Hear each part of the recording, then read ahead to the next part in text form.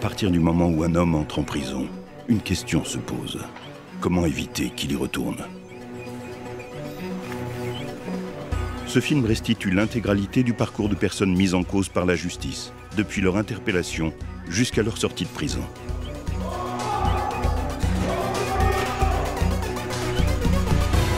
Voilà, levé. Connu des services de police.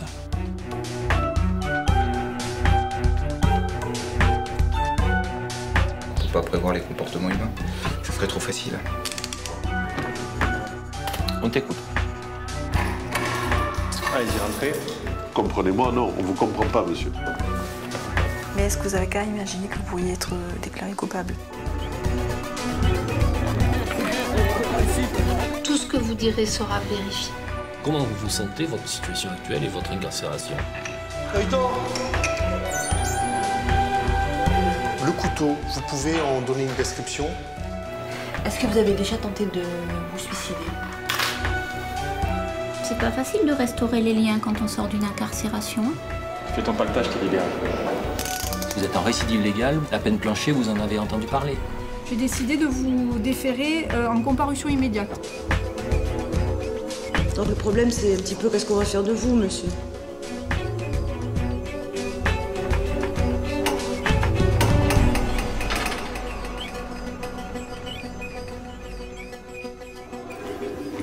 Elle est sale sa cellule. Attends, elle est sale sa cellule.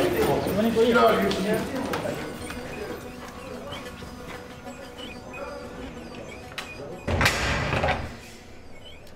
T'es jamais allé en prison? Non. Et comment tu penses que tu vas Moi, je sais pas. t'engager dans cette situation-là? Moi, franchement, elle me donne 5 ans, moi je me suicide, j'avais dit. Non, non, non, non. Mais ne te mets pas ça dans la tête. Non, mais et même si on te le dit, n'en crois pas un mot. Elle me donne 5 ans, moi je me suicide, c'est tout. Moi je vais pas péter 5 ans pour voir comme ça. C'est sûr que s'il meurt, tu peux les subir. Moi je sais que je l'avais pas touché. J'ai Ouais. ouvert le couteau et Il n'y avait pas de trace de sang. Ouais. Ça c'est possible. Cela dit, il faut bien admettre quand même que le coup porté avec le couteau a été très fort, très sévère, puisque ça se traduit après par une blessure grave qui va entraîner l'hospitalisation de la victime, et aujourd'hui, bon, on ne sait pas trop ce qu'elle est susceptible de devenir. Là je me dis je vais faire 5 ans, ils me l'ont dit, je vais faire 5 ans. Alors, on ne peut rien savoir, tu peux faire plus, tu peux faire moins. S'il meurt, tu peux faire plus. S'il s'en sort bien, tu peux faire moins. Et ne pas aller devant une cour d'assises.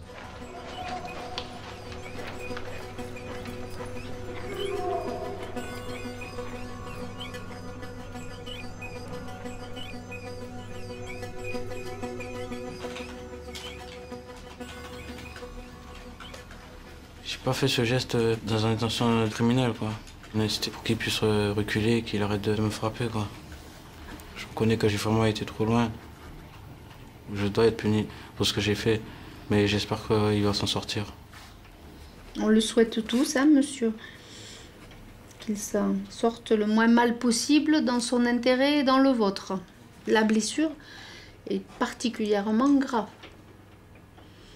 Hein, les gendarmes ont dû vous expliquer que votre geste a provoqué une éventration. Hein, avec une sortie même de ces boyaux. Vous avez compris ça. Donc pour ces raisons-là, j'estime qu'effectivement, ce soir, il est nécessaire que vous soyez placé en prison. Vous pouvez approcher, monsieur, s'il vous plaît. Alors, vous pouvez relire, si vous souhaitez, donc c'est votre identité, les faits qui vous sont reprochés, en bas de la page.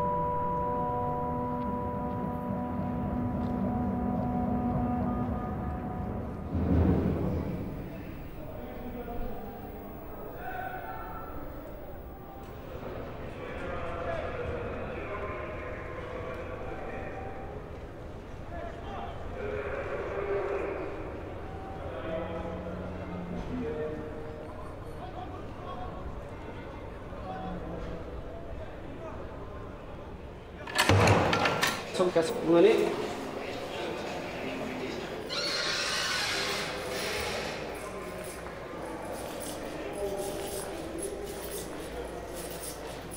Est-ce que vous avez déjà tenté de vous suicider? Non, pas encore. Non. Ça veut dire quoi, pas encore? Non. Pour rire? Non, c'est pas pour rire, mais je sais pas, après je vais voir. Tout dépend de la grande peine que je vais prendre, on sait jamais. Mais bon, pour l'instant, ça va. Votre état d'esprit, là, vous voulez aller de l'avant? Vous voulez vous battre? Ah oui, moi je vais... Ouais. Franchement, je vais pas rester ici. Parce que moi, j'avais déjà mon travail et tout. Je vais pas rester ici. Il faudra voir avec votre avocat pour qui demande une ordonnance de mise en liberté auprès du juge. Bah, après, ils ont peur que j'aille voir les victimes, que j'aille voir les témoins et tout. Donc, c'est ça le problème. Au niveau de vos vêtements, est-ce que vous avez des vêtements de rechange? Ouais, non, mais là, j'avais pas beaucoup. Là, j'ai rien du tout. Parce que Vous êtes indigent, c'est-à-dire que vous avez moins de 50 € sur votre compte? Quand vous êtes arrivé en prison hier, vous aviez moins de 50 €? Ben oui, mais en fait, j'avais pas encore reçu le chèque de mon patron, donc là, normalement, il devait me l'envoyer. Ah. Soit il doit me Mais faire sinon, un en virement. argent liquide, vous aviez combien? Non, j'ai rien. Vous avez rien? Non. Ce que je peux vous donner, c'est 2 enveloppes pré-timbrées. Si vous le souhaitez, Oui. écrire à votre famille. Voilà, oui. Hein? J'aimerais bien.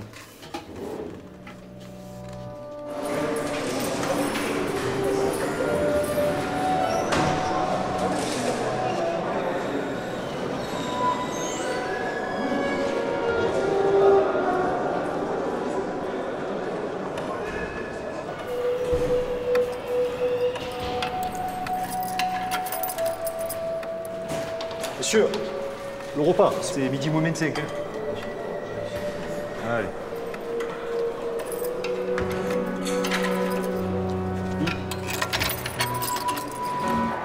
On va dans la ratatouille.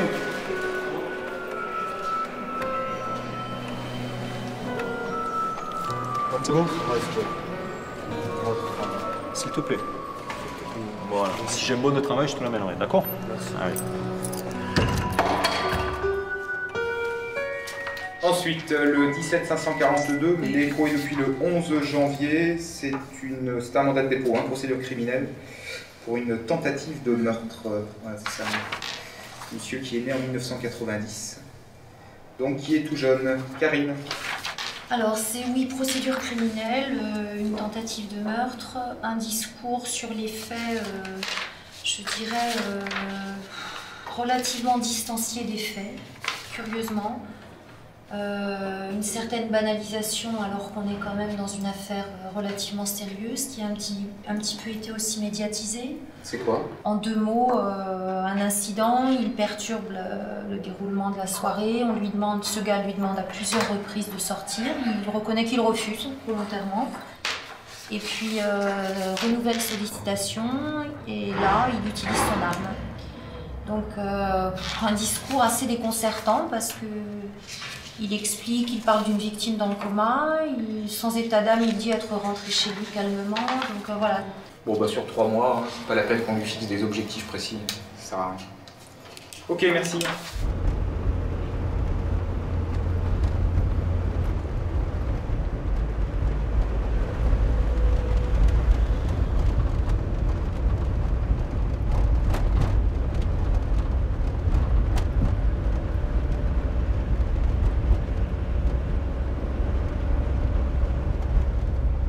Alors, il y a eu des éléments nouveaux. L'élément nouveau, c'est plutôt des bonnes nouvelles concernant l'état de santé de la victime, puisqu'il est rentré à son domicile. J'aurai à ordonner une expertise pour savoir quelles sont les séquelles de ce coup de couteau qu'il a reçu, mais pour l'instant, en tout cas, son état de santé s'est amélioré et c'est tant mieux pour lui et forcément tant mieux pour vous aussi. Alors, qu'est-ce qui s'est passé avec le videur? Il est venu me chercher au coin fumeur. Il s'est énervé. Il m'a tiré par la chemise. Je suis tombé par terre et il a commencé à me frapper. Ensuite, je me suis levé. J'étais un peu en colère. J'ai sorti le couteau et j'ai fait un geste. Horizontal. Oui. Expliquez-moi, monsieur, pourquoi vous allez en discothèque en ayant sur vous un couteau. Alors couteau en plus, moi j'appelle ça plus un poignard qu'un couteau quand même. Hein. C'était surtout pour les choses de la vie. Par exemple, on va dans un pique-nique. Mais monsieur, il faut pas se moquer du monde. C'est pas un couteau pour aller pique-niquer. Hein, vous prenez un bon vieux Opinel, un petit couteau... Non, mais c'est parce qu'il est plus maniable, il est rangeable, c'est pour ça, je peux pas Oui, mais prendre enfin, il fait quand même plus de 25 cm. C'est un poignard. Pourquoi vous avez ça sur vous? Et vous alliez pas pique-niquer, vous alliez pas à la pêche, vous alliez en boîte de nuit. Oui. C'est pendant la soirée que je me suis rendu compte que je l'avais. Alors, qu'est-ce que vous pouvez expliquer sur ce réflexe de sortir ce couteau et de faire ce geste? Je sais pas, je voulais juste le faire peur pour pas qu'il revienne. Mais vous vous êtes pas contenté de le menacer? Vous auriez pu sortir votre couteau et le menacer, genre n'avance pas, arrête, mais là, vous faites à aucun moment vous le menacez avec le couteau, c'est direct. Oui, vous le taillez. En fait, je pensais que j'avais fait que le geste. C'est après qu'on m'a expliqué que voilà. Alors, monsieur, moi je veux bien tout entendre, hein, mais quand on voit la nature de la blessure, hein, il ne faut pas raconter des bêtises. La photo n'est pas au dossier et on n'évoquera pas, elle y sera après, hein, mais voilà ce que ça donne. Alors, approchez. Voilà ce que ça donne, ça plaît. Qu'est-ce que vous en pensez? Vous voyez ça? Et vous allez continuer à raconter? Non, je pensais juste avoir fait un geste comme ça. Non, monsieur, non. Il faut être sérieux. Je veux dire quoi? Je veux pas inventer. Je suis allé loin quand même. Comment? Je suis allé très loin.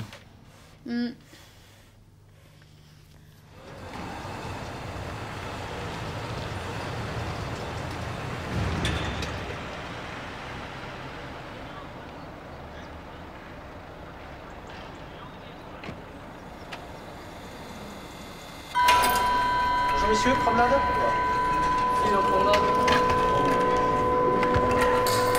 Promenade. Monsieur, allez-y.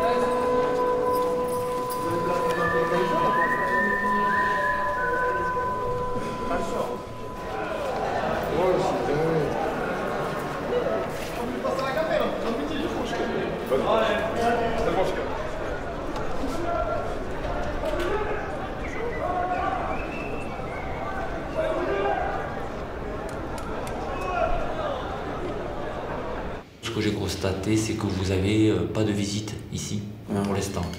Donc, je ne sais pas si vous attendez des permis de visite. Je ne sais pas. Vous ne savez pas, vos parents, vous ne savez pas s'ils vont venir. Les amis non plus. Non. D'accord. Donc, ce qu'il y a aussi, j'ai regardé votre compte nominatif, vous avez 0 centime. Ouais. Ça veut dire que vous êtes ici dans la prison sans argent. Alors j'aimerais savoir de quelle manière vous vivez sans argent ici, cette détention. Je suis avec, hein. Vous demandez de l'aide à droite et à gauche. Voilà. Est-ce que vous êtes fumeur? Oui, je fume. Ouais. D'accord.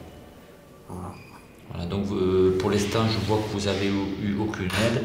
Donc j'ai saisi une commission qui s'appelle la commission d'indigence. Hein. Normalement, à la fin du mois, cette commission va vous attribuer une somme de 20 €. Hein. C'est un dépannage en attendant. Après, il faut peut-être voir une solution à plus long terme de travailler dans la prison. Ouais, j'ai demandé une formation. Voilà, j'attends. Ce qu'on fait, on fait qu'attendre en fait ici. Tout est long. Ouais. Est-ce que vous avez la télé dans votre cellule? Oui, quand même. Parce que, heureusement, grâce à mon code c'est votre code cellulaire qui paye la télé. Oui. Donc vos difficultés au quotidien, c'est de vivre sans argent ici. Ouais, c'est trop dur. C'est trop dur. Ouais. Hein, c'est-à-dire que vous êtes obligé de demander, c'est ça? Je suis comme un clochard.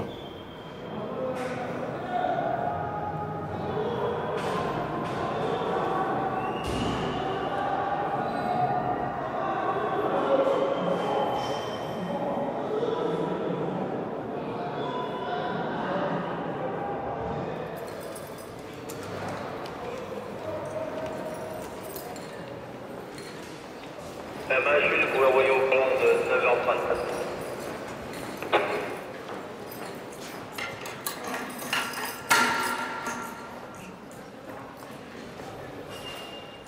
Bonjour, qu'est-ce que c'est? Ça va? T'as bien dormi? Allez, prépare-toi. Allez, viens.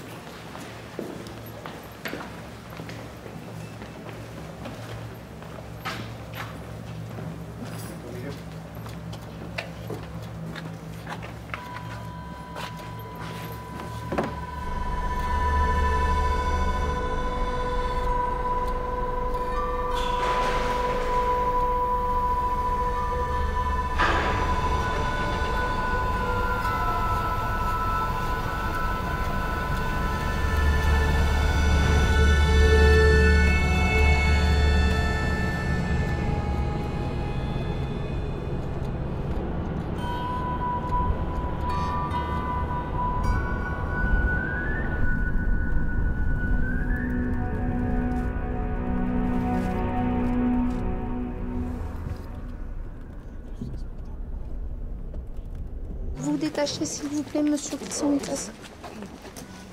Monsieur Tsonkas sait que les gendarmes courent très vite. Est-ce que, aujourd'hui, vous avez le souvenir précis que Jean-Luc Brianto est venu vous chercher au coin fumeur? Oui, j'ai le souvenir précis qu'il est venu me chercher au coin fumeur. Je fumais et là, il a poussé la porte et il m'a dit « suis-moi ». Vous le suivez? Oui, je le Est-ce qu'à un moment, il vous attrape? Non, pas encore. Non, il m'a pas touché. Il m'a pas touché. À quel moment il vous a pris? C'est en rentrant dans le sas. Que dans le sas. Donc, Ouais. vous le suivez Jusqu'au sas.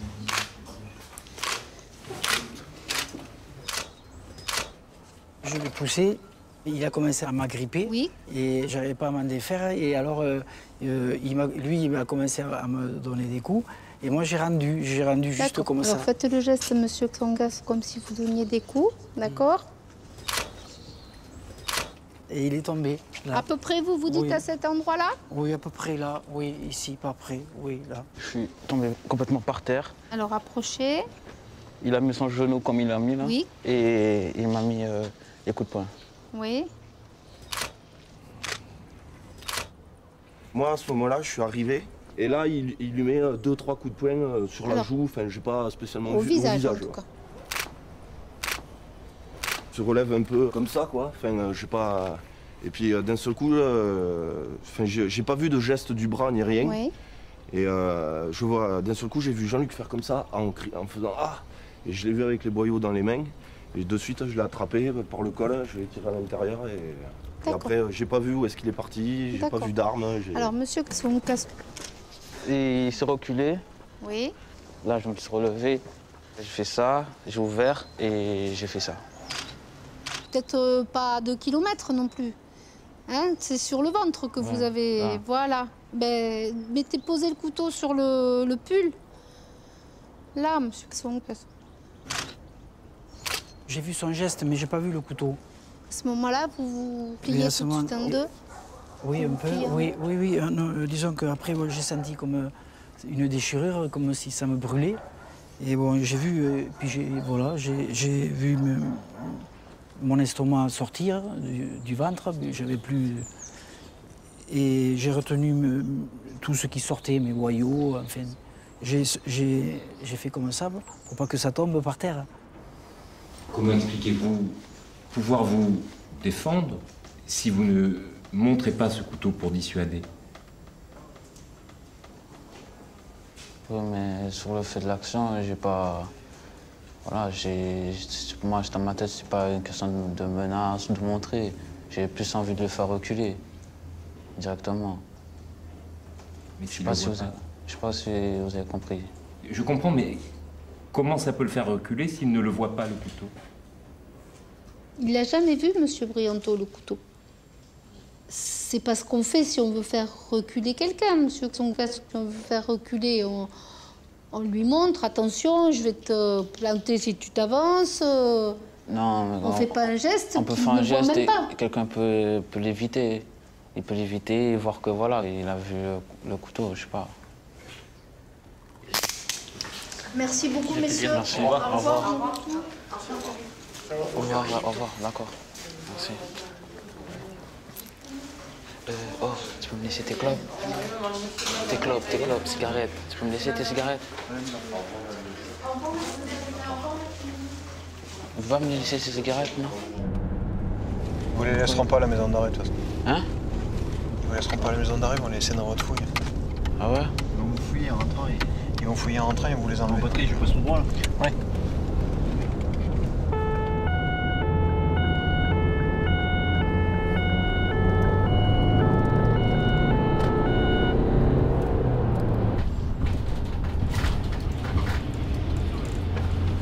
Bonjour. Un retour extrait. On ramène un client.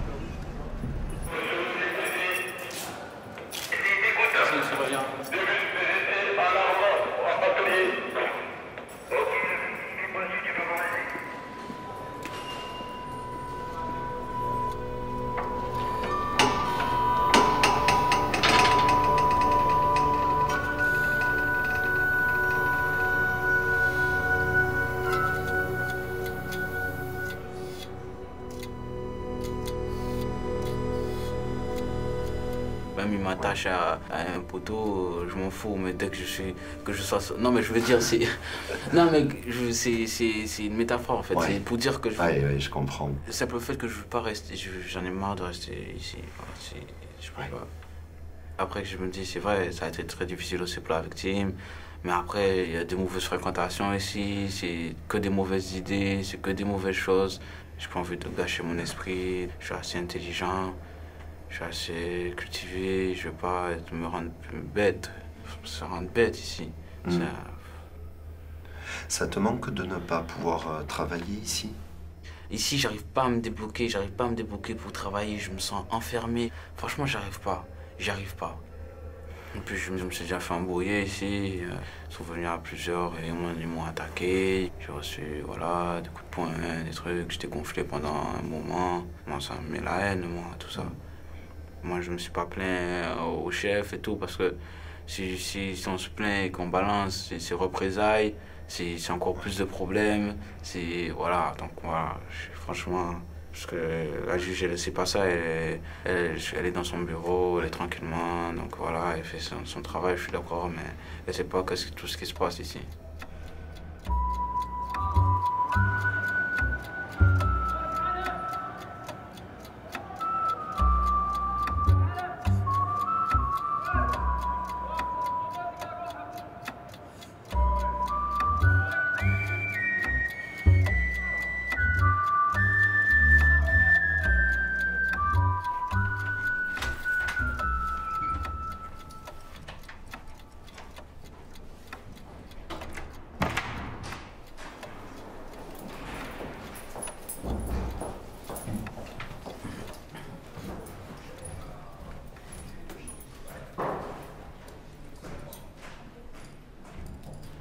Mais vous êtes poursuivi, non pas pour un accident, c'est ça qu'il faut que vous compreniez, mais bien pour avoir planté ce couteau dans l'abdomen de monsieur volontairement.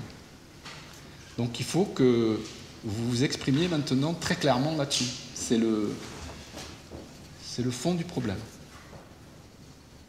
Quand je l'ai vu arriver, parce qu'en fait j'étais par terre, il m'a donné des coups de poing. Sur le moment, il s'est retiré, je me suis relevé. Moi, j'ai cru qu'il revenait me taper. Donc j'ai fait un geste circulaire. Mais à ce moment-là, j'avais peur. Est-ce que vous prétendez que c'est lui qui s'est jeté sur votre couteau? Non, je prétends pas ça. D'accord, parce que soit c'est un accident, vous êtes imprudent en ouvrant le couteau, il se jette dessus, soit vous ouvrez le couteau et puis vous le plantez, comme on dit. Il n'y a pas beaucoup de possibilités. Je ne me suis pas rendu compte. Voilà, ne vous êtes pas rendu compte. Alors, ce couteau, on vous a demandé pourquoi vous l'aviez sur vous. C'était pour frimer. C'est pour frimer, ouais, ah oui. Pour faire cool, je sais pas. Seulement, c'est une arme extrêmement dangereuse. La suite l'a montré. Mais j'étais... voilà, je sais que c'est bête, c'était pas très intelligent de le prendre. De lâcher le couteau. Mais voilà, c'était pour, je sais pas, me montrer, me faire voir. Je sais pas. Je savais, on est bête, on est jeune, on comprend pas beaucoup de choses. Imaginez un peu un moment ce qu'a pu ressentir monsieur Brianto avant de s'évanouir, obligé de tenir ses intestins dans les mains pour empêcher que tout s'écroule. C'est une expérience très traumatisante et je crois qu'ici, tout le monde ici a pu mesurer sa souffrance, sa douleur et imagine facilement les conséquences physiques certainement, mais psychologiques qui peuvent résulter d'un tel geste. Vous avez un seul coup, un seul geste, mais quel geste ?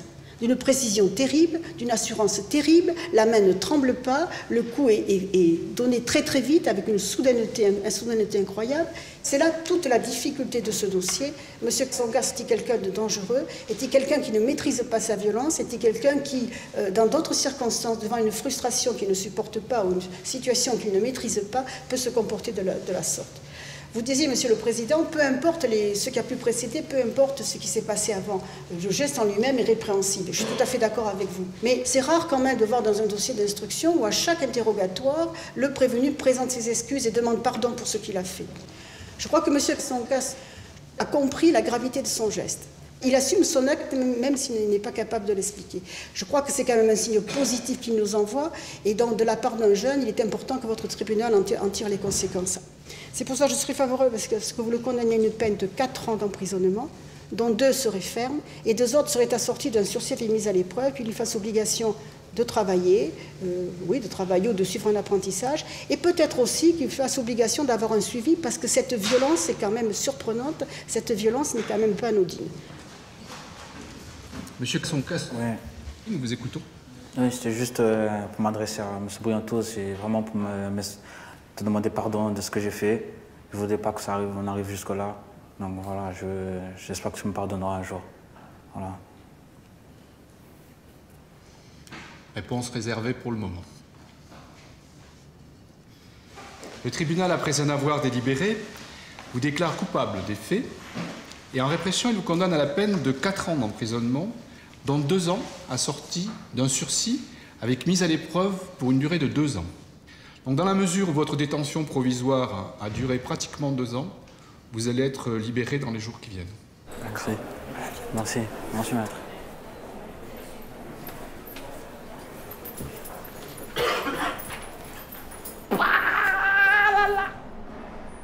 Oh, ils m'ont mis 4 ans, 2 ans ferme et 2 ans de sursis. Ouais, tu t'en sors bien, c'est bon là. Oh, j'ai fait 2 ans, fais le calcul. Oh, mais tu sors bientôt. Ben ouais. Oh, on est mieux en prison que dehors. Hein? On est mieux en prison que dehors.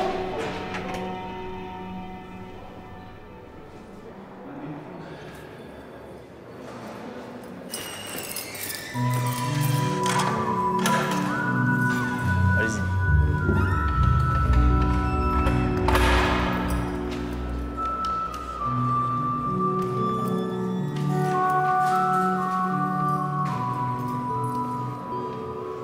J'écoute, hein. Ouais. Ouais, un mec de chez toi qui va à la 5, c'est ça? On peut changer la voiture? Et c'est parti.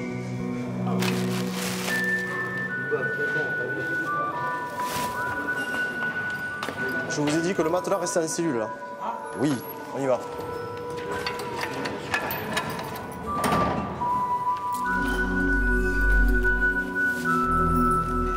Je le ramène où, ça? Jusqu'à là-bas, je porte. Jusqu'au match 1. J'ai pas un chariot. Non.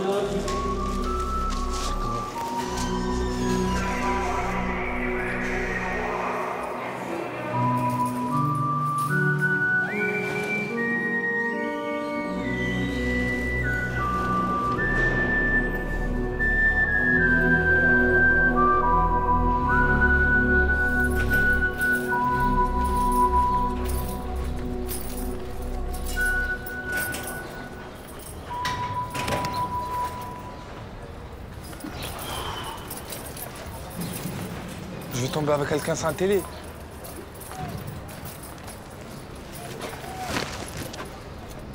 L'autre, il est venu sans chariot, l'autre. Eh? L'autre, il est venu sans chariot.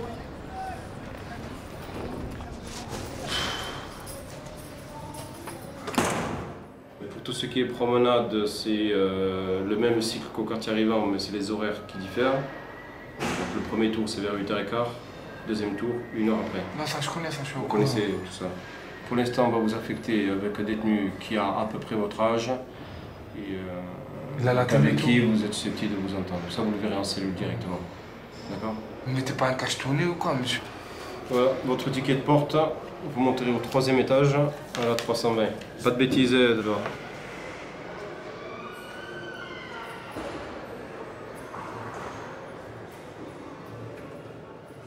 Non, monsieur Alva. Le retour? De retour, mais j'ai rien fait. Hein? J'ai rien à voir dans tout ça. Rien à voir? Qu'est-ce qui s'est passé? Ben, en fait, j'ai prêté ma voiture à un jeune, il a fait le corps avec et j'ai pris un levage à cause de lui. C'est quoi un jeune? Quel âge il a?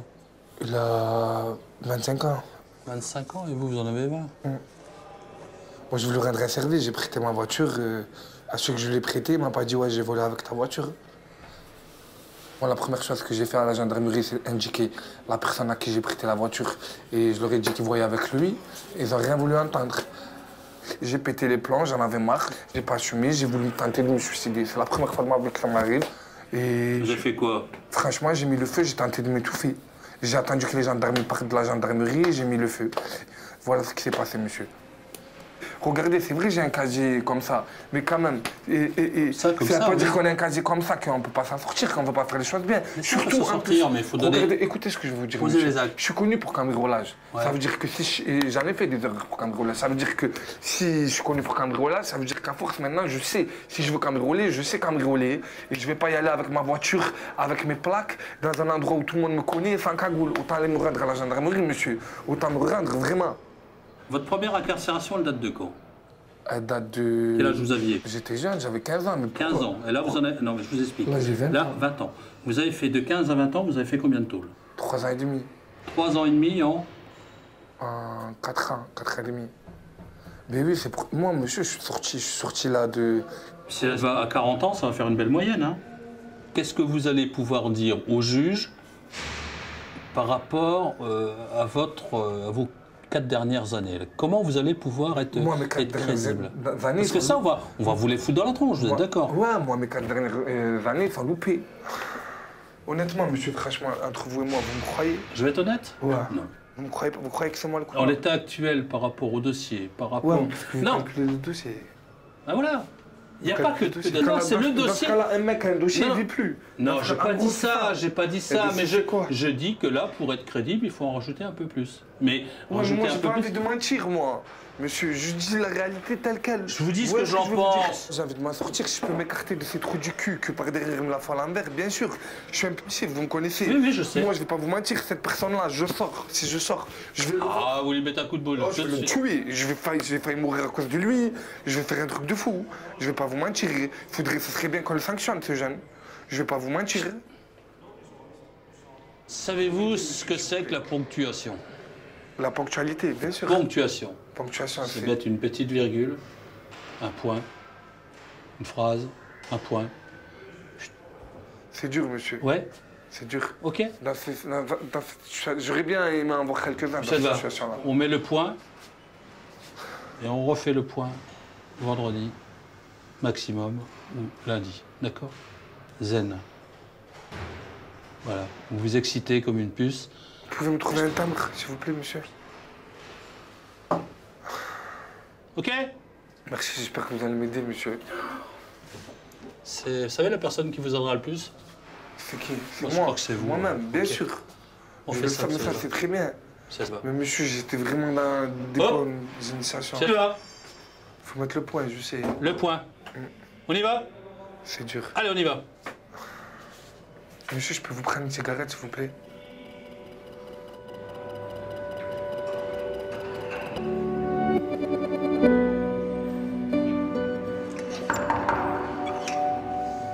Et toi?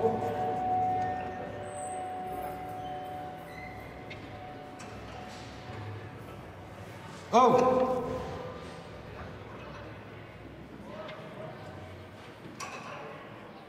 Merci.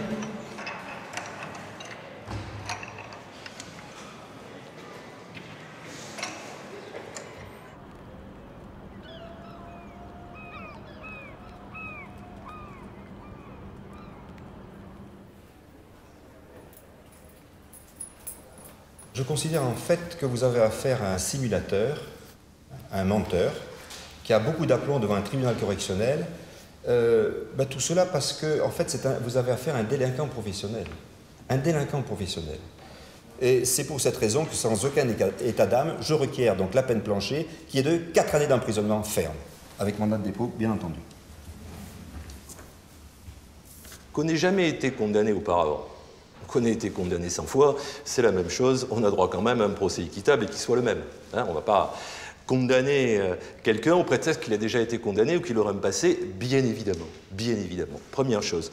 Deuxième chose, c'est que quand on requiert une peine aussi importante, 4 ans sur un jeune garçon de 20 ans, c'est-à-dire concrètement, on fait un choix sur son avenir. Hein, soit le mettre à l'écart à un moment où il ne devrait pas l'être s'il voulait s'insérer dans la société, et à partir de là, le mettre dans une difficulté très importante. Alors si c'est indispensable, si c'est sûr, si c'est justifié, pas de difficulté.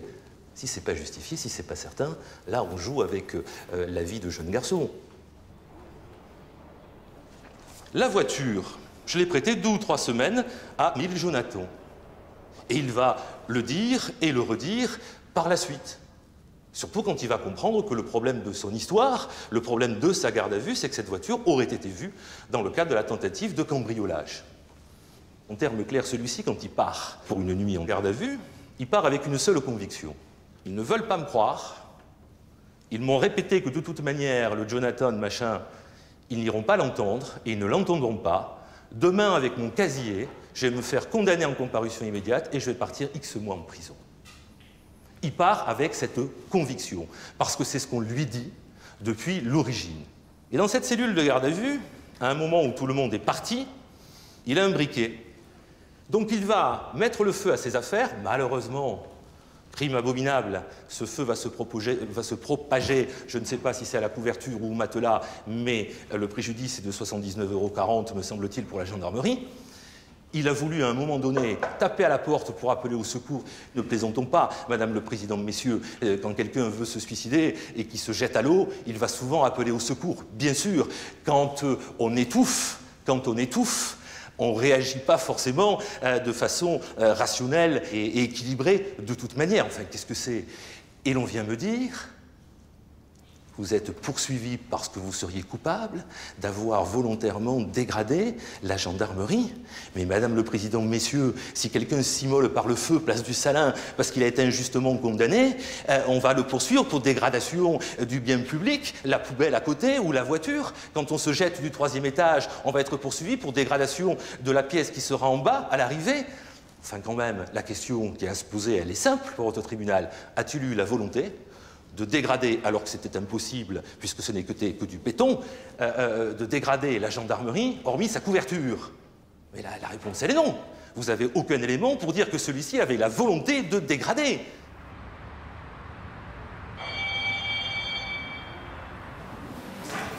L'audience est reprise. Asseyez-vous, s'il vous plaît.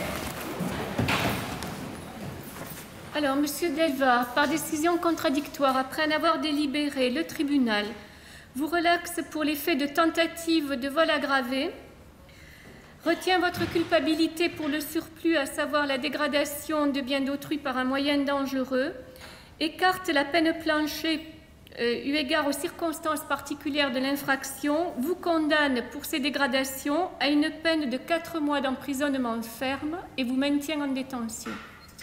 Je fais une conduite directe, je m'en bats les couilles. Putain, mais c'est des bâtards quand même. Vous croyez qu'il va faire appel le proc?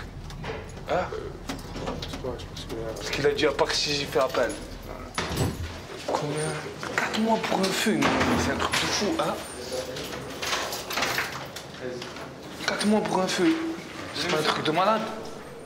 Sur 4 mois, je fais 3 mois. Sur 4 mois, je fais 3 mois, ça veut dire ma conditionnelle, ça veut dire 2 mois. 2 mois et demi. Ça veut dire juillet, août. Il faut que je demande une conditionnelle.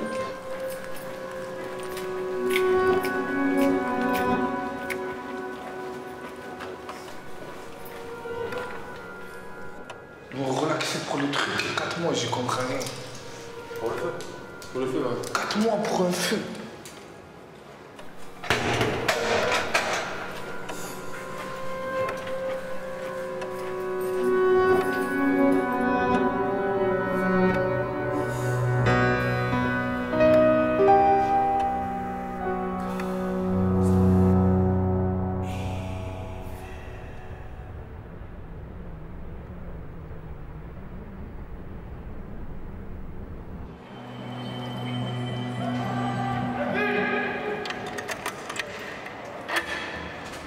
Allez, laisse bas. Mets un t-shirt.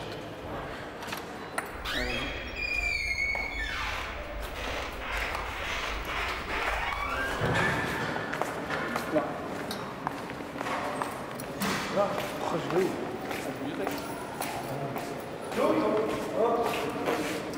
Là, c'est mon affaire. Mon affaire. Je vais crier. Le procureur il fait appel juste pour me faire chier. Juste pour ça. Mais c'est juste pour ça, mon avocat il me l'a dit. Ah, il vous a dit ça, l'avocat? Bien sûr. Le procureur fait appel pour faire chier Dajva? Bien sûr, pour faire chier Dajva. Il a les nerfs parce que j'ai un casier judiciaire.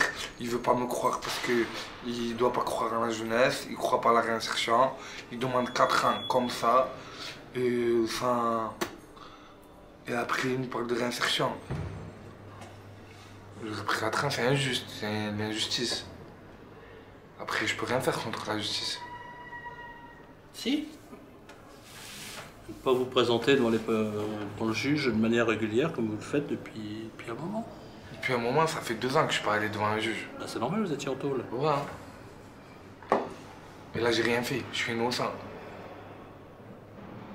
Tournez la page. Hein. Il est temps. Hein. Il est temps parce que sur Toulouse,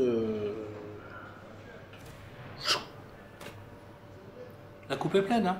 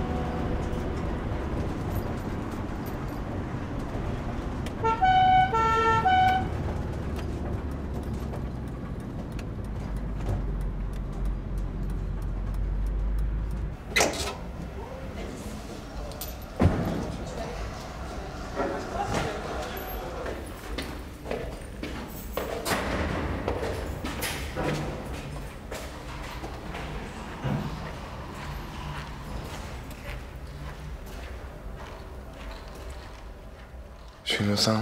Alors, vous avez effectivement indiqué que vous aviez prêté votre véhicule à un nommé Jonathan.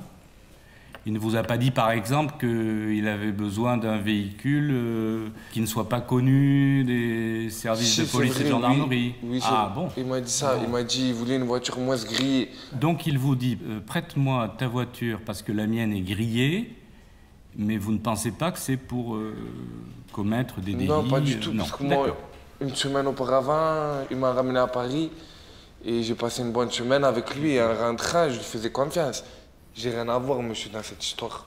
Ma voiture, je l'ai prêtée. C'était pas moi. Et la personne, s'il veut pas dire que c'est lui, c'est parce qu'il veut pas aller en prison. Monsieur, le juge. Bien. Dajva ment lorsqu'il déclare qu'il n'a jamais conduit ce véhicule Opel Corsa. Il le dit à plusieurs reprises. Il dit « Je n'ai jamais conduit ce véhicule Opel Corsa », alors que sa compagne déclare expressément « Je l'ai vu conduire l'Opel Corsa plusieurs fois pour faire de petits trajets ». Et quand on lui demande depuis quand il a cette voiture, elle est même précise, elle est capable de dire « Il l'a depuis un certain temps, je pense qu'il l'avait à son anniversaire, c'est-à-dire le 13 avril, le lendemain des faits ». Alors, ce monsieur Jonathan, l'homme à qui Dajva dit avoir prêté le véhicule Corsa au moment des faits. Et je ne comprends pas, et c'est peut-être un point sur lequel je serais d'accord avec M. Dajva, je ne comprends pas qu'on n'aille pas entendre une personne à qui quelqu'un qui est placé en garde à vue dit avoir prêté sa voiture le jour des faits. Même si celui qui dit ça, on ne le croit pas, peut-être parce qu'il a un casier à rallonge, etc., ça aurait permis une mise en présence, ça aurait permis ce qu'on ne peut plus facilement faire ici. Toujours est-il que ce monsieur déclare que non, il n'était pas encore en possession de la Corsa le 12 avril, que Dajva lui a prêté le 22 avril, soit 10 jours après les faits. Donc, pour ma part, vous devrez prononcer la peine planchée, qui est donc de 4 années d'emprisonnement.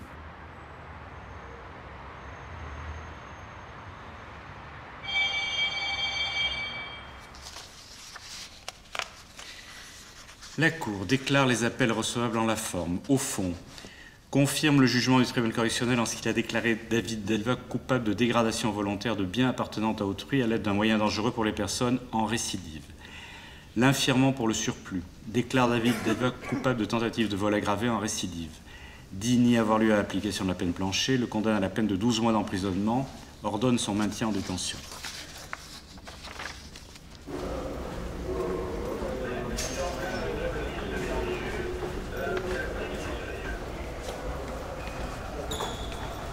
Combien? Ouais, allez-y, monsieur. Je vais prendre là.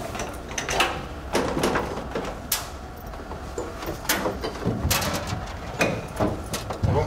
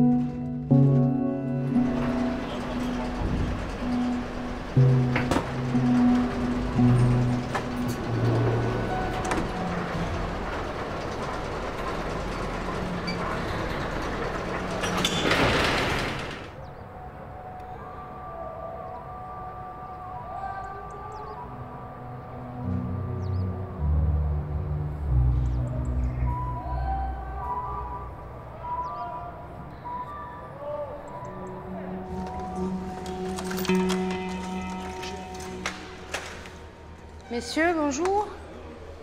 Pour 2 jours, vérifiez. C'est bon? Bonjour. C'est le traitement semaine SMPR. Ah, et c'est le dos? Ouais. Pour 2 jours, vérifiez. Ouais, non, c'est bon, c'est ça. C'est bon? Ouais. Allez, bon après-midi. Bonjour. Monsieur, Mad?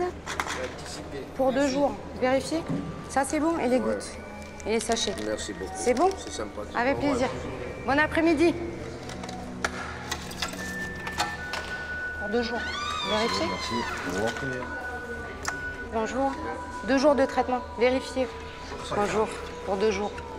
C'est bon? Ouais. Bonne journée.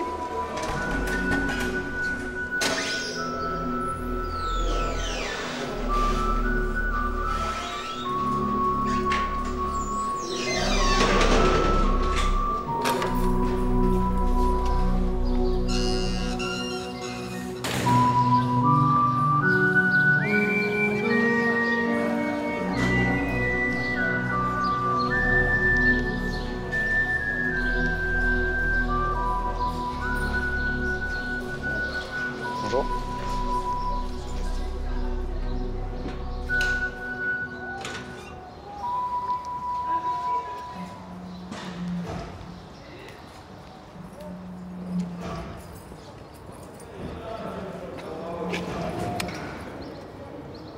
Aujourd'hui, par rapport à cette accusation, vous dites quoi? Moi, je suis absolument innocent. D'accord.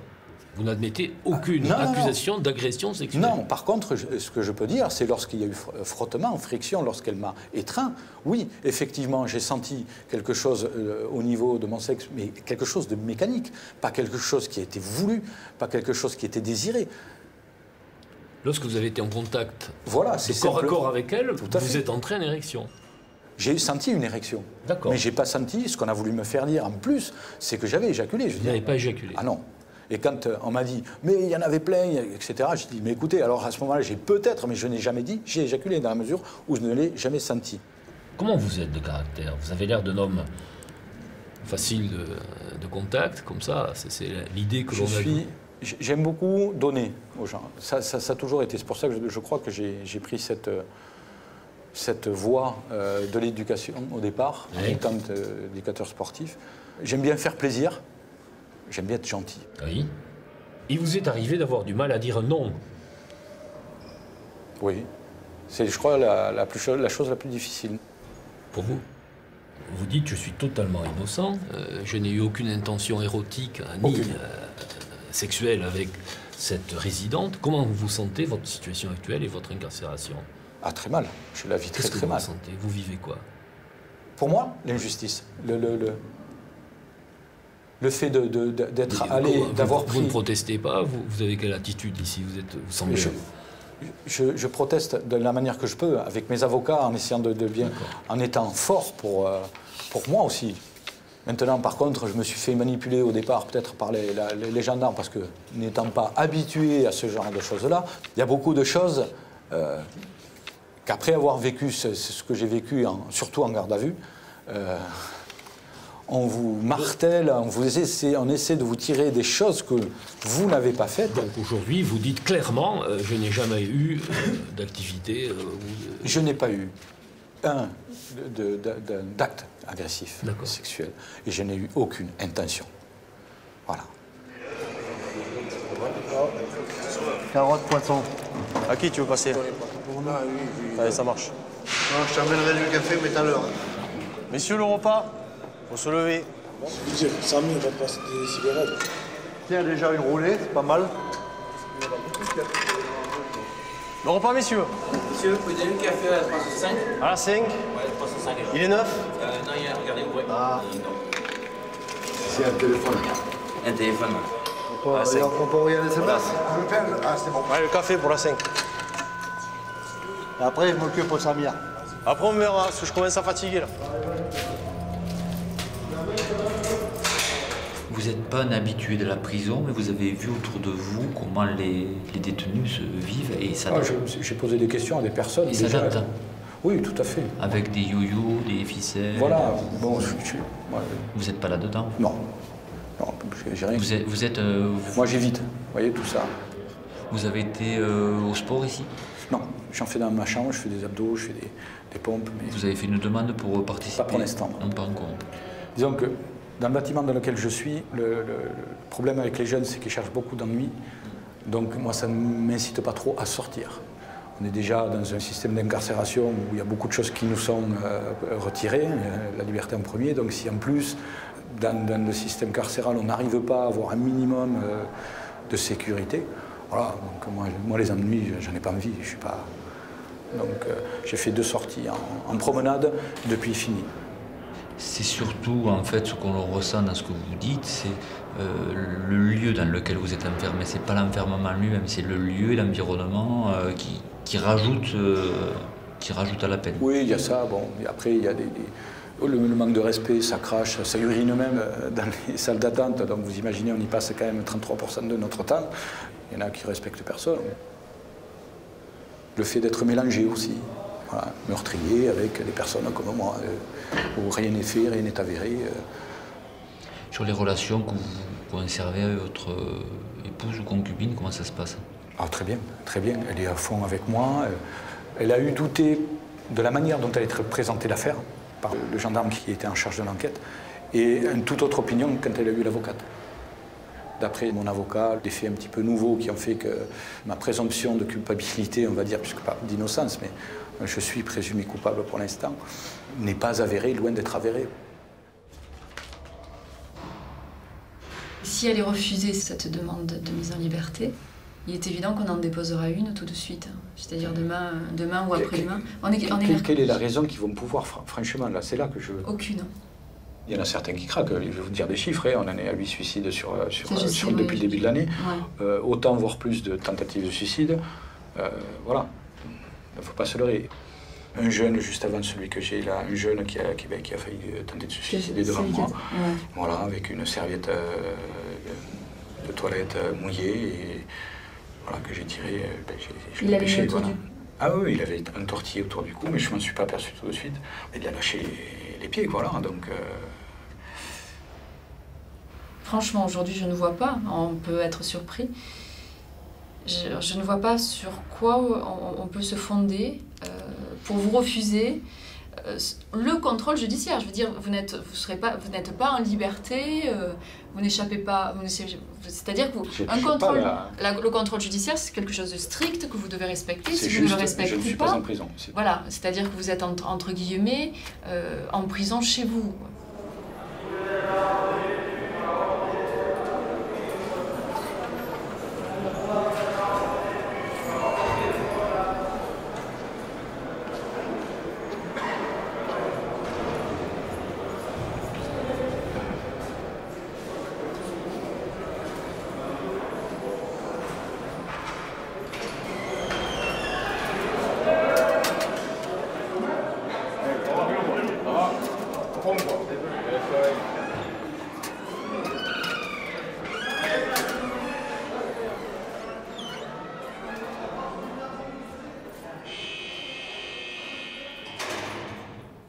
vous arrive d'éjaculer comme ça sans raison?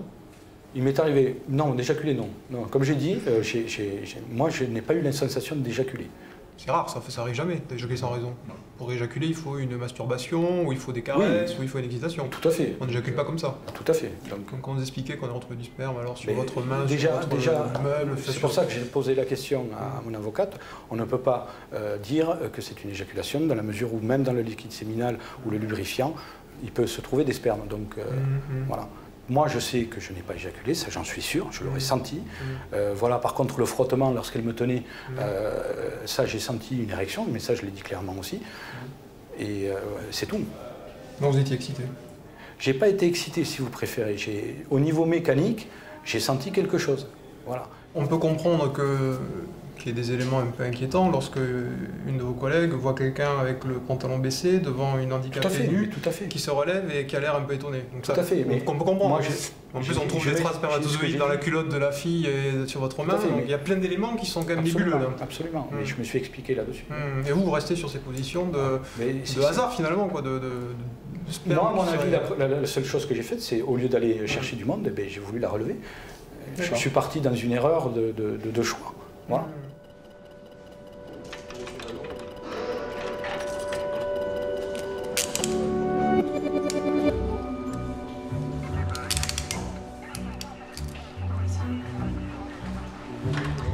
Faites attention à la tête quand vous montez dans le véhicule.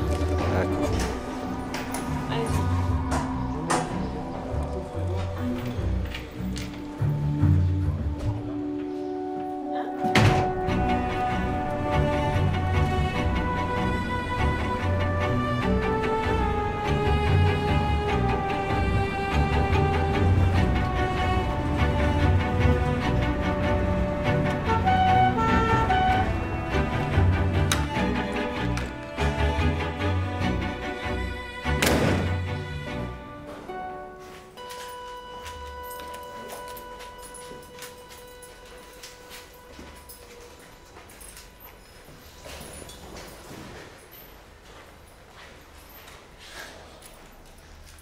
Alors on nous dit qu'il va y avoir une confrontation.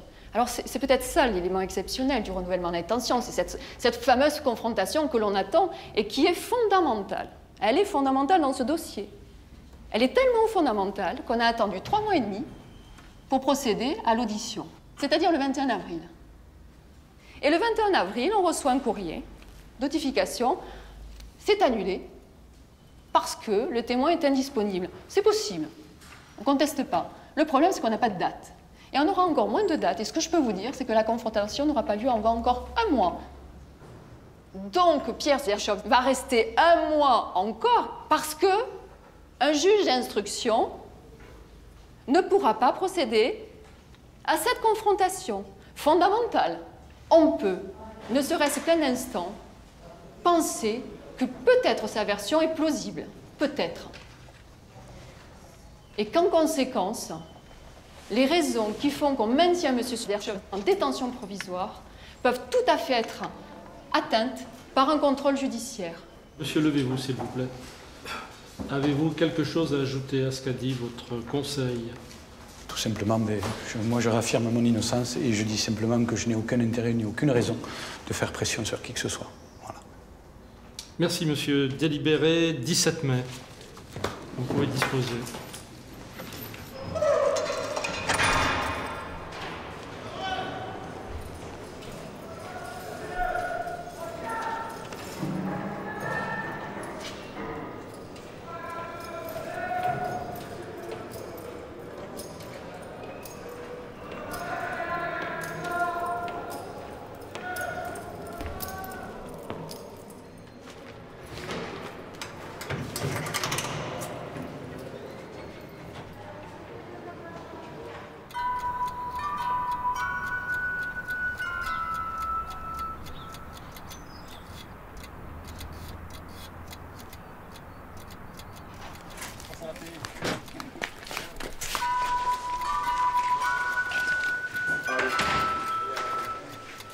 Messieurs, rentrez dans votre cellule, merci.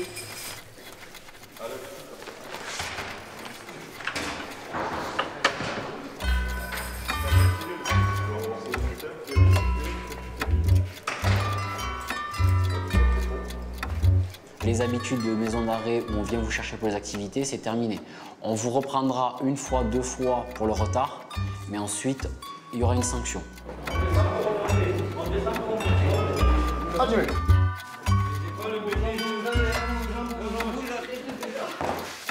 Ouais, c'est bien. Qui a envie de me dire vive la prison aussi?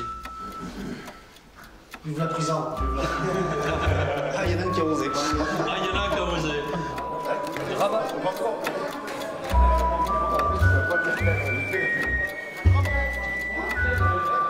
Moi, je connais quand même plein de personnes qui sont pas nées avec beaucoup d'argent et qui sont pas allées en prison. De toute façon, on m'a toujours dit, une fois que la porte de la prison elle s'est ouverte pour toi, elle se refermera jamais. Ah bon? Quoi que tu fasses. Bien joué, allez.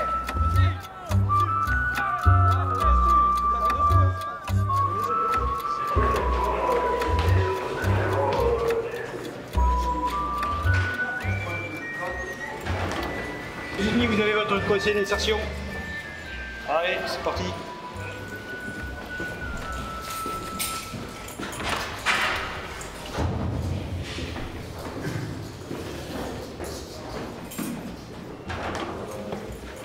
Allez-y.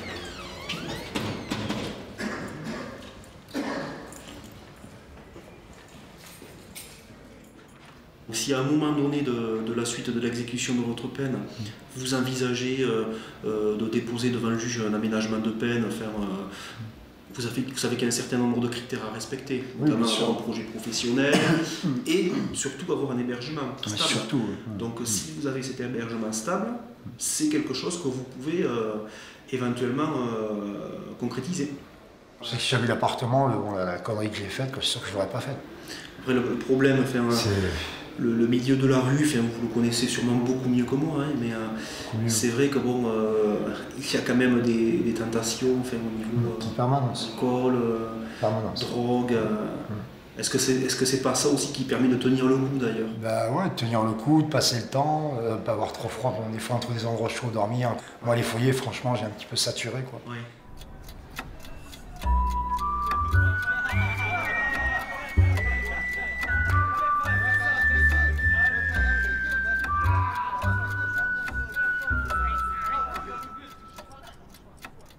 Quelle est votre motivation aujourd'hui à vouloir être plombier? Aucun. Franchement, aucun. Moi, ce que je voulais faire, moi, je dis plombier comme ça. Comment ça, vous avez dit plombier comme ça? Ah ouais, moi, j'étais meunier pendant 8 ans. Mon boulot, c'est meunier. Ce qui me surprend un peu aujourd'hui, c'est que voilà, vous n'ayez pas d'idée plus précise. Enfin, moi, je pensais que le métier de plombier, c'était quelque chose à quoi vous avez réfléchi. Ben oui, j'ai réfléchi, réfléchi, oui, mais pas vraiment, voilà, j'ai pas non plus bloqué. Enfin, je sais pas comment vous l'expliquer. Vous savez, moi j'ai 40 ans, bientôt. Vous savez, le métier, pas trop le temps de... Comment ça, vous n'avez pas le temps? Bah, je sais pas. Mais là, justement, cette période-là, vous pouvez justement la mettre à profit. Vous êtes là pendant 2 mois encore, vous pouvez la mettre à profit pour pouvoir réfléchir à qu'est-ce qui vous plairait, pourquoi celui-là plutôt qu'un autre, parce que c'est sûr que ce sont des points qui seront abordés à l'entretien. On va vous demander pour quelle raison vous voulez faire ce métier-là plutôt qu'un autre. Non, je pense qu'il y a. Hein. Je vais me prendre la tête. Hein. C'est bon? Tu l'as pas laissé ailleurs? Eh non, je te l'ai laissé ici. T'as dû le laisser ailleurs, hein? À demain. L'œilleton.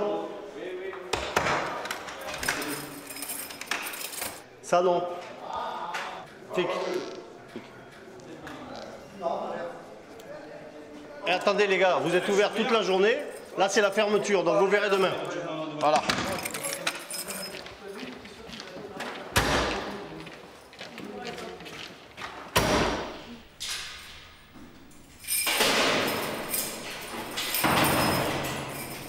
Le maintien sur le quartier courte peine, il n'est pas acquis pour vous, monsieur Stigny, parce que on a des critères assez précis pour maintenir les gens ici, à savoir soit une fin de peine proche de la fin de la session, soit, deuxième hypothèse, les gens qui ont bien avancé sur le projet professionnel et qui sont susceptibles de passer devant le juge assez rapidement pour un aménagement de peine après la fin de la session QCP. Et c'est vrai que ça, c'est un critère que vous ne remplissez pas non plus. Donc bon, c'est pas gagné. Ma foi, je vous dis, c'est pas... Même les surveillants, ils essaient de me menacer avec ça. Il y a un problème, ouais, tu retournes en bâtiment. Je dis, je suis en bâtiment. C'est pas des menaces, hein. Je sais que c'est pas, comment dire, c'est pas une fierté, mais c'est une 8e peine de prison. Ouais. Je la fasse ici en bâtiment, au mitard, je veux dire. Prison, c'est une punition avant tout. Je veux dire, voilà, j'ai fait une connerie, je paye. Moi, je dis franchement, moi, après ma préoccupation, c'est pas le travail, c'est mon père. Après, oui, bien sûr. C'est pour ça, la dernière fois, je vous disais que voilà, je comptais pas sortir directement, entamer sur un projet professionnel. Ça, c'est pas possible. Je peux pas. Moi, dans ma tête, je suis encore SDF. Enfin, dans ma tête. Sachant qu'il y a un appartement. Moi, je l'ai pas encore vu. Dans ma tête, c'est pas du concret. Visuellement, en tout cas, c'était pas encore. Si j'ai ma permission, voir ce qui se passe. Là, après, je pourrais me concentrer sur autre chose. C'est pas que je sois pas concentré, mais j'ai du mal. Monsieur Zini demande à sortir pour maintien des liens familiaux les 2 et 3 avril prochains, de 9h à 18h.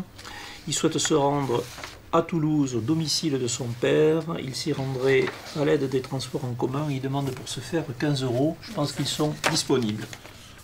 Il est sur le programme de préparation à la sortie, mais c'est vrai que le projet professionnel est un peu en panne. C'est vrai que c'est une personne qui était avant l'incarcération, qui était donc SDF, en sachant que lorsqu'il était SDF, il vivait avec son père dans la rue. Au maintien des liens familiaux, moi je serais très favorable, dans le sens que le lien avec l'extérieur, pour l'instant, c'est ce qu'il y a, et c'est uniquement à ses motifs. Pour la direction, monsieur Ligier? Non, pas de problème, mais oui, sur le principe, il n'y a pas de souci. Bon. Ce qui concerne le parquet? Pas de problème.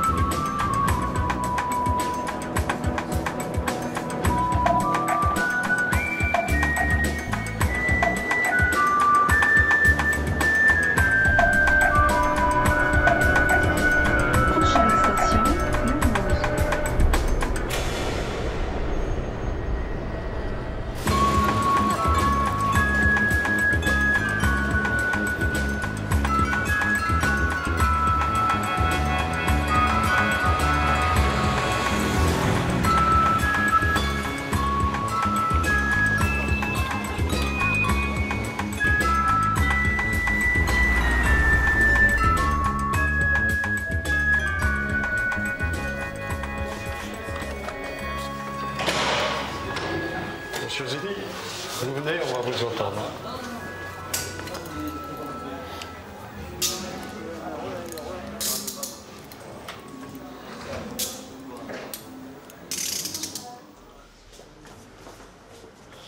Jamais eu la demander cette permission, j'aurais jamais eu la demander. Franchement, j'avais aucune intention de ne pas revenir ou quoi. C'est vrai que sur le moment, ça m'a. Je sais pas, je sais pas. Le premier temps, on se rend compte de la gravité de la chose, puis je sais pas, plus le temps passe, puis on se dit, ouais, bon, finalement, je vais attendre un peu, bon, puis. Bon, ça, de toute façon, je savais très bien que ça n'allait pas se tasser. Je sais que c'est considéré comme une évasion, c'est une évasion. Vous aviez peur de rentrer ou quoi? J'appréhendais, je sais pas, après, ça, c'est pas l'excuse, bon, ce qui est fait, quoi.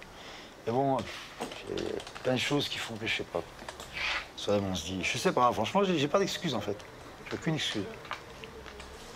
Je lui dis franchement, je suis bien content que vous m'ayez interpellé parce que voilà, moi-même j'avais du mal à me rendre. Ok.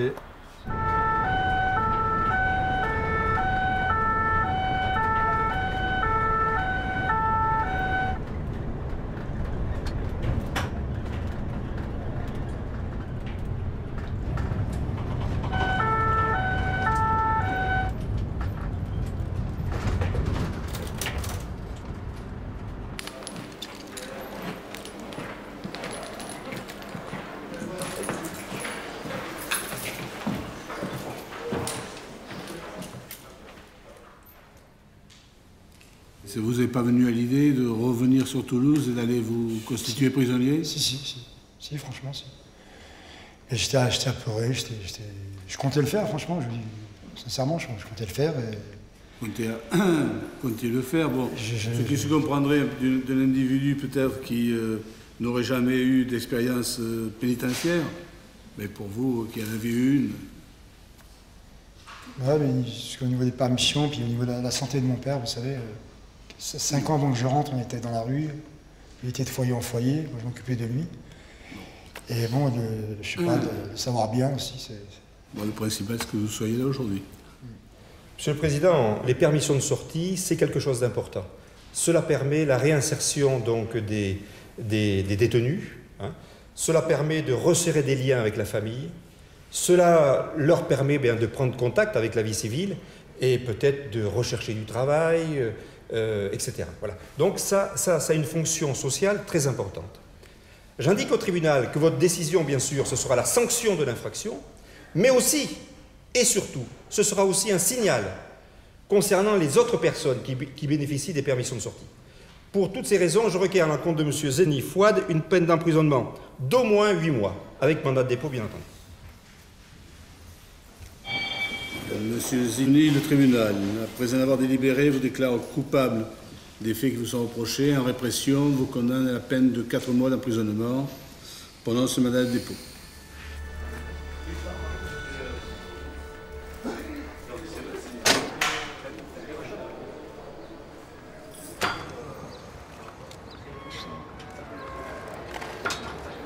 Et c'est quoi, c'est un retour de permission que vous n'avez pas fait, c'est ça? Après bon, c'est sur combien de temps là? Un mois, quelques jours, 10 jours, moins 10 jours.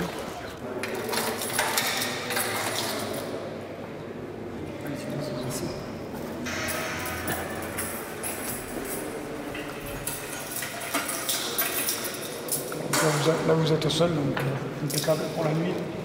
Je vous remercie. Bonne soirée. Bon courage. Bonne nuit.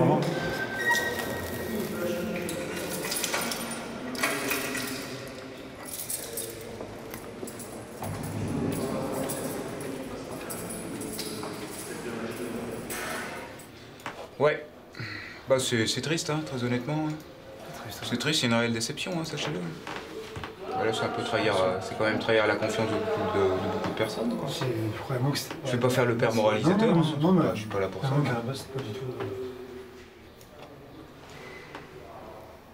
Bon alors après, il y a deux solutions, quoi. Après, soit on reste sur, entre guillemets, cet échec. Je sais pas si c'est un échec. Bah, si, quand même. Ah. Pour vous, ça doit en être un, ouais. Après, pour l'institution de manière générale, excusez-moi de vous le dire. Non, mais c'est tout à fait normal, il n'y a pas de... Compte tenu du flot, compte tenu de la masse, hein, vous savez. Bon, vous êtes un détenu parmi 1000, quoi. Non, mais c'est clair, bien sûr. Alors bon, bien évidemment qu'on va pas rester, là-dessus. Hein. Et puis que bah, maintenant, pour vous, il va falloir quand même gérer cette peine. Convenablement, avec la possibilité pour vous d'accéder à du travail, aux activités classiques de la détention ordinaire. Après, bon, bah, s'agissant d'un retour au QCP, faut pas rêver.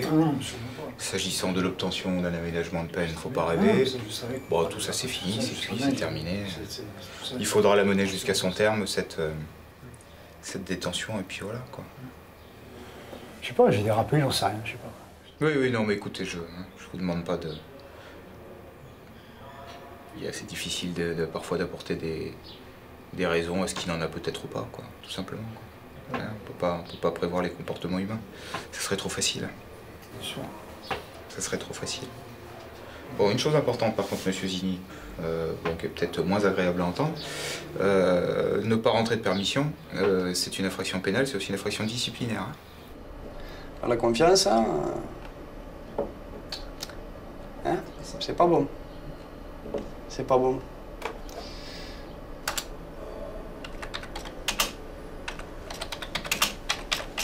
Moi, franchement, à la base, je comptais revenir parce qu'il me restait 3 mois et demi. J'aurais pu bénéficier d'une autre permission 2 mois après. Vous comptiez revenir, mais vous n'êtes pas revenu. Oui, non, pour vous dire. C'est bien là le problème. Après, je veux dire, non, c'est juste pour vous dire que j'assume vraiment le fait d'avoir fait ce que j'ai fait, quoi. J'assume, voilà, je n'ai pas assumé s'il faut reculer, j'ai reculé. Je veux dire, je sais très bien que voilà, tout a des conséquences. J'ai fauté.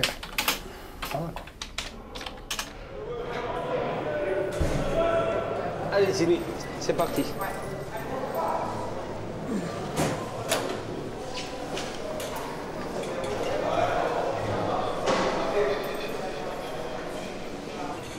Ici, Zini. Allez. Voilà, je vous mets une cellule et puis on reviendra vous voir plus tard. Ok, Allez. Voilà. Oh putain, ça fait plaisir, ça mon frère. T'es rentré? Non. Ah, t'es ailleurs. T'expliques. Ils m'ont envoyé au QCP. Ouais. Je suis pas revenu de permission. C'était mon anniversaire. J'ai pété un câble. Voilà, bon, ainsi de suite, j'ai pris 4 mois.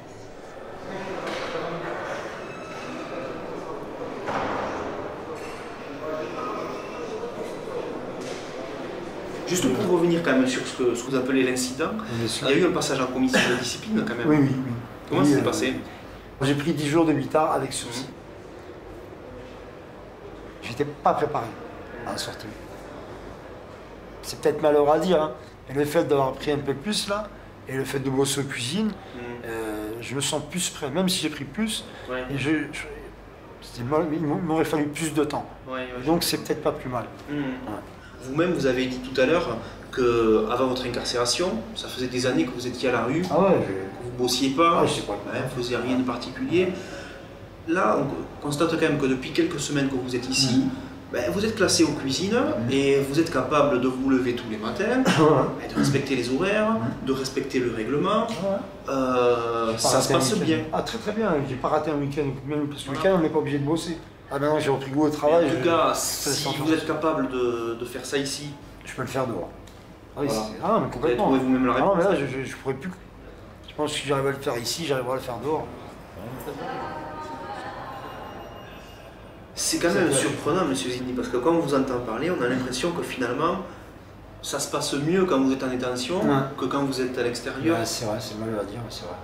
Parce que quelque part, c'est pas parce que vous avez un peu de mal à trouver votre place à l'extérieur. À tous les niveaux. Vous avez du mal à trouver votre place dans la société. Ah oui, complètement. Il y a tous les niveaux. Ouais. Au niveau professionnel, au niveau même de la santé, au niveau je reprends du poids, je suis mieux dans ma tête, je veux dire, puis voilà.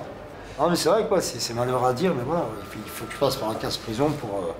parce que dehors, bon voilà, puis déjà j'avais du mal à retrouver un rythme, on va dire. En plus la rue c'était droite-gauche, droite-gauche. Voilà.